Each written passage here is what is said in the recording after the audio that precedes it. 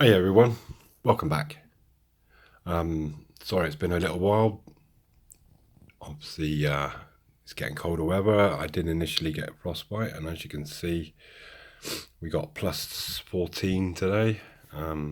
It's a bit windy, but as soon as it gets sort of below 15, my hands start turning purple.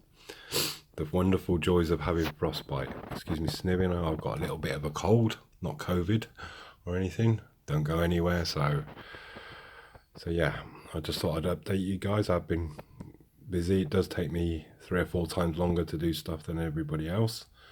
Before I get on with the video, I'd love to say hello to a couple of people. I play an online game, and I promised them just to tell them that it is me that's in this situation.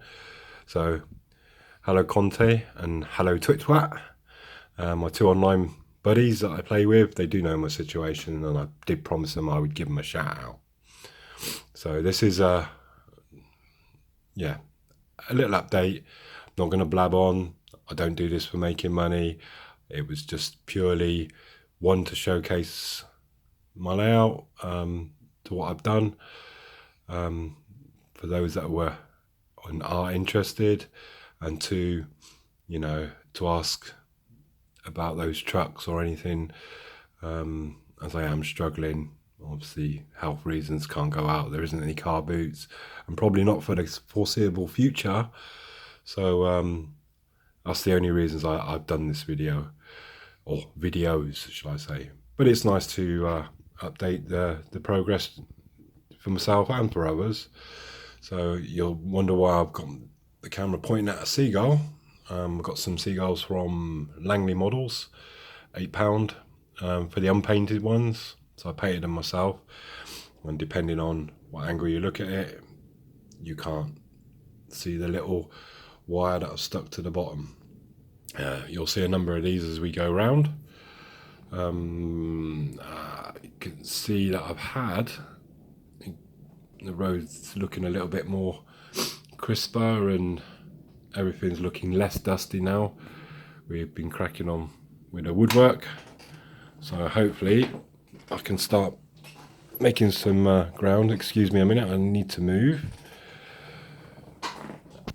So as you know, in the last videos I had this IC platform roof. I wasn't happy with it, so I bought one of these kits, enjoyed making it, from Pico. So I brought a couple more, and I thought, you know what, they look all right. I enjoyed making them. I sprayed them up, the framework, in a grey primer, slid the bars down a little bit, because obviously once you got those roof arches on, you got a little bit of gap of the, from the spray. So just move them down a little bit and just go over it. Just a light covering, gets rid of that green shiny, as they come out of the molds, as it were. I went with this roof just for the simple fact is the glass is clear, and you can still view all the bits and pieces on the platforms from above. We all know that we should view a model railway a bit more at this level. It looks a bit more different on the different views. Wasn't happy with this truck. I need to repaint it, so I was just getting some of the grime off. Had some extra windows. I do need to get a couple more kits to bring it down the platform a little bit. Look, the business, as I say. But with the glass windows, I had some H-bars spare, so I sprayed them up as well. Slid the spare glass pieces along. We've got a nice fence come, still be able to view. I've kind of turned this into a relief platform stroke parcels platform. And you're all thinking, what is that behind it on that platform there?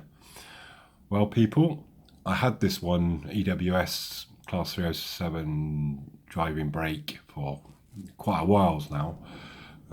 It is motorised, got a motorised chassis on it, but I couldn't find the other end. The other week I managed to find and win and bid on this. other end.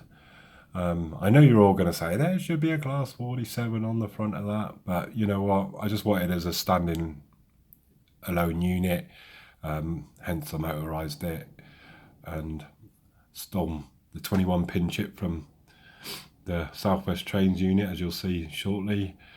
And yeah, we'll have it running shortly, just to give you a little showcase of it. As you see, everything's a little bit more fresher, a little bit more cleaner. Did sort of manage to break a few things whilst doing it, but that's the nature of the game. So we got a seagull there on top of the ship. We got one just, as you can see, you can't really see the bar. Another flying seagull. You see a couple more there on the roof. Not on the roof. That's no roof. That's a wall. So we got a couple on the wall. Got another one doing a dive bomb there. One on the back of the ship. We got another one here. So just started to bring the layout a little bit to life. And one on the roof there. Wouldn't mind a few more of them. They're from Langley Models. Not bad, £8 for a pack, I think 12. Instead I've got the unpainted ones. And I do apologise with the camera wobble. The only thing I'd like to say, Peco, tut tut tut tut tut.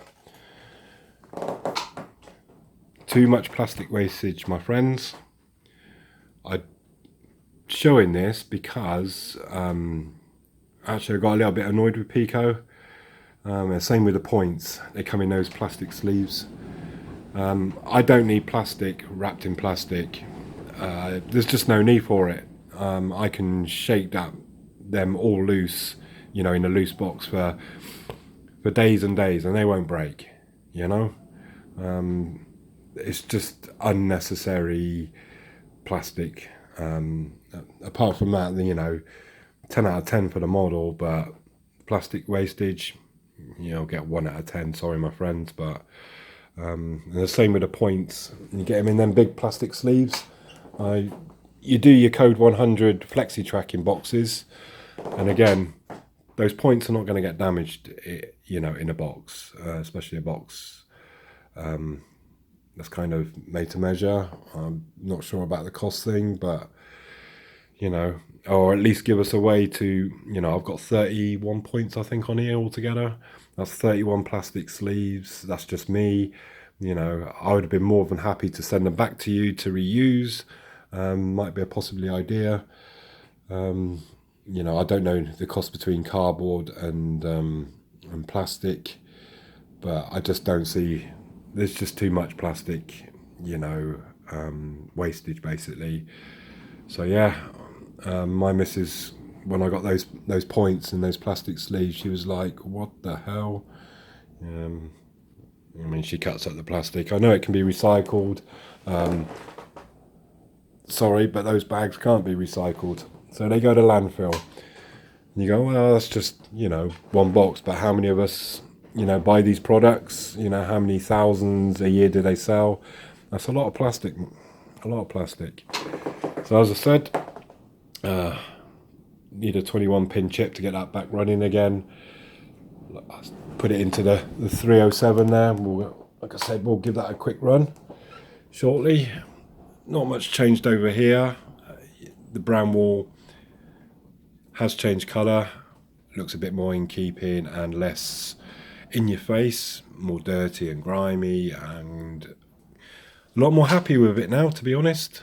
I said, hobby, you know, whatever hobby you do, making a plane or building a ship or whatever, you know, you've got to be happy doing it because that's your hobby at the end of the day. So you know, the ship down here, I have got plans to do this on camera, to do the water. Just in the midst now, just starting to get the bits and pieces together that I need for it, and I will. Someone's kindly lent me a what do you call it? A camera stand, camera pod, tripod. So hopefully I can get that all set up, and you can see a man with no fingers making realistic water, or close to, shall we say. Excuse me sniffing, I do apologise. So we got here, we've done the back scenes, we've got the corner here. Not quite sure if I'm gonna, on the front here, have like a chalky cliff face, and make it all go all the way to the top there, and have the tram so it kind of just disappears under cliffside, hillside. Yeah, need to have a little think on that one, but we've got it in place there, ready to lay track. We've just got a piece missing from that piece there to that piece there. I do have the piece of wood, but it still needs to be cut. As you can see, we have another new addition. I'm just in the midst of getting the center card hardwired, because it's a DC class 166. We need it DCC, so we're just getting a chip inside it, and that should be a nice addition to the layout. As you can see, we've got some people. I've got the ICE roofs, two that I've used just here. I want to get this platform, I want it very busy, of businessy travellers all going to on the way to Eastport. Even it's just 10 minutes down the road. We're going to come along, and here we are. In my disability video, you saw that I was in the midst of making this building. It's a Fala Modern Station, or station building, and very pleased with it.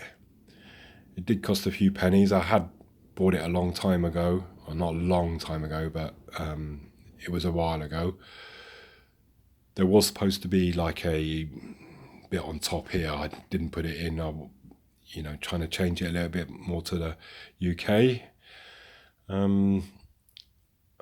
I haven't set a specific date, or my layout sort of South Coast region. You start putting specific dates on stuff. You start limiting yourself what you can use. Kind of a little bit miffed at the end of the day with Fala are very good at making in buildings, no doubts. A lot of my stuff that I do tend to buy HO, just because there's more of a variety. I'm pretty shocked. I mean, Pico do those office buildings. Yes, you can convert them. I did have I think it was almost a metre long at one point in one of my old layouts.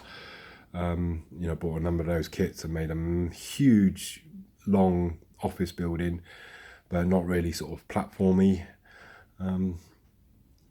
If you look at the UK market, you got these resin, Art Deco, and they're a small 20 centimetre building. They're the same as what everybody else has got. Yes, this is the same as what others have got, but I've made it a little bit my own, to more sort of UK railway. Got some nice big signs on there, and look at this cheeky devil. There's always one doesn't want to wait in the queue, thinks he can get a taxi before everybody else, huh? This is all stuff that through my life, I just wanted to put stuff that I might have seen or been on. See, excuse me, we got a nice queue of people. Again, lack of vehicles. However, we got some air hostesses that have apparently missed their 9:15 to London. Some British Airways hostesses and stuff. So they've decided to all bundle into a taxi up to London. That'll cost them a few pennies, I'm sure. The building itself, I enjoyed making it. The only thing I didn't like is the base and the roof is that 3mm MDF. Richard from, I think, Everard Junction, he used MDF on his layout, and it kind of warped. So I'm not a big fan of it, MDF. It's banned in a lot of places, but it does warp to moisture. It does bow easy, but it came together. I'd have just preferred it either. It was a bit of a nightmare, obviously, putting plastic and wood together, gluing it and stuff. So I would have preferred it all to be plastic, to be fair. But quite happy with the result. As you can see, we've got some block paving down, and some people want this area to be really, really busy with people, you know, make it really, like, really come alive, as it were. We've got the piece of wood here, it's ready to go on the top here. Got the last bit of track coming, hopefully it'll be this week. And I've just crashed, and we got the head shunt screwed into the wall there, ready for the track. So I just need to join everything together, and then we can get the lid on and we can actually start doing the scenery. As promised, I said that if I do have any tips and ideas, I would pass them on, because, you know, I'm not the only person in this situation. Be it all, it's, as my wife says, severe. You know, we all have issues with hands and stuff, so I'm kind of showing you this for a reason. I think I remember it took me about near on 6 hours to do the first DCC Concepts points motors. One, it's the first time I've ever installed one. Obviously, two, my attributes. So, you know, you got to put the sticky pad on, and then you got to put the throw bar in. That little screw was a nightmare.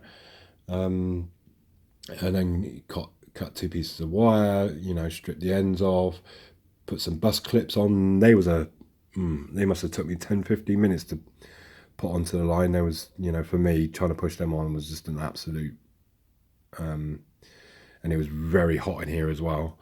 It was very frustrating. And then preparing all the stuff, and when I had a drink and then came back, and those tiny little screws, if you've done the DCC Concepts, trying to get hold of one of them, after dropping them about 30 times, I then managed to find, I don't have a big toolbox, I managed to find one with a magnetic end on. It was still hard to, you know, push upwards and turn. Thank God that DCC Concepts do have that sticky pad, because there's no way on earth I would have been able to install it without it. So yeah, you know, centering the point, and then once I did get everything screwed in and then aligned, it was then crawling backwards and forwards to get it coded in, and you can see where the time actually goes. Like, you know, you go, oh well, it's just putting the throw bar in and putting it up underneath the baseboard. Yeah, it's not so easy as that. So this is from a company called DeWalt, and what it is, it's magnetic. And this, I'm just going to point to it, this thing here, it slides upwards. So you can put your screw on the end, and this, then you slide it up to cover the screw. Hence, the screw won't fall on the floor, and obviously magnetic. So not only will hold the screw magnetically, it will also hold it straight with that sleeve. I'm not sure how much these cost, but if you do have something like arthritis or something, I totally recommend it. My bestie friend Dave gave it me 2 weeks ago. Thanks, Dave, but you're about 6 months too late. I could have done this with this 6 months ago, but it was a brilliant idea, Dave, and obviously it's still got a lot of screwing to do, and has made my life much easier, because I can just now put the screw in and just, you know, squeeze the trigger, and in it goes. And yeah, I'm pretty made up with that. So yeah, cheers, Dave. So apart from that, like I say, I'm going to just spin round, and gonna get the little running of the Class 307. We'll just give it a quick circuit round. I said I don't want to bore you too much. And we got it all set up.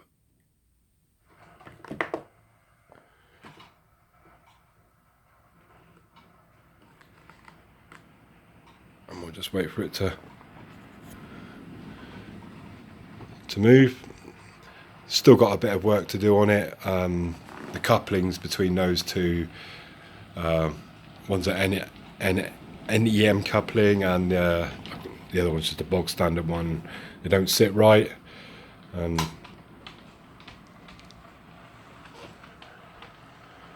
I need to do that. I've got some decals to put on this. As you can see, it's got no running numbers or anything like that. I just thought it'd be nice just to have a 3-car unit, postal unit.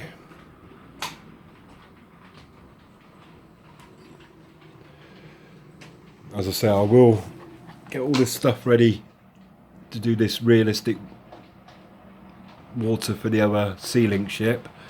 I'm kind of looking really forward to putting that in. I do want to get those girders in round the building, so I basically don't need to go in this corner again. So that's my focus at the moment. Let's get that finished.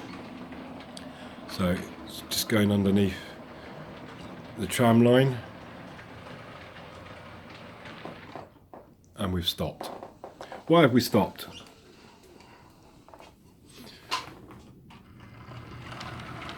There we go.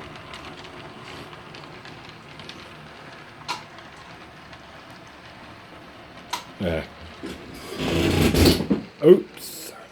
And we'll just stop it. Stop it there. So, yeah, quite happy with that. And glad I've got it running. Glad I got the second part to it, finally. It was been a while waiting for one of those. So yeah, I'm glad I got the set, and I'm glad I've done it, to be honest. Not going to babble on too much longer now. I do appreciate you watching. I do appreciate the comments that you've left me over the last few weeks. It does make it all worthwhile. And I'm pleased for myself as well that, you know, it's starting to come together. It does have its moments. I do have a case of Tourette's here and there, but I guess even with fingers, don't we all? So that's the fun of hobbying, eh? So thanks for watching again, and I will see you in the near future, depending on how cold the weather gets and how much I can progress up here over the next weeks and months. So thanks again, and stay safe, everyone.